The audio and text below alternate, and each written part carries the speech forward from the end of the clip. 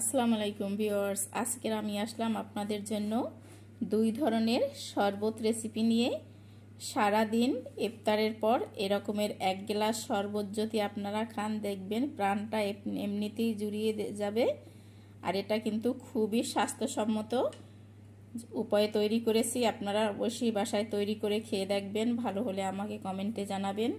আর আমার চ্যানেলটি এখনও যারা সাবস্ক্রাইব করেন নাই তাদের কাছে অনুরোধ রইল, আমার চ্যানেলটি সাবস্ক্রাইব করে আমার পাশেই থাকবেন। আর ফেসবুক পেজ থেকে যারা দেখছেন তারা লাইক কমেন্ট শেয়ার করে আমার পেজটি ফলো করে দিবেন। এখানে আমি কিছুটা পাতলা পাতলা করে গাজর কেটে নিয়েছি, একটা ব্লেন্ডার জারে দিয়ে দিচ্ছি। আর সাথে দিয়ে দিচ্ছি আমি হাফ মগ পানি। আমি এখন এটা ব্লেন্ড করে নেব। যে দেখেন, এখানে আমি সম্পূর্ণ জুস করে আমি ছেঁকে নিয়েছি। এখন একটা ব্লেন্ডার জার নিয়ে নিচ্ছি।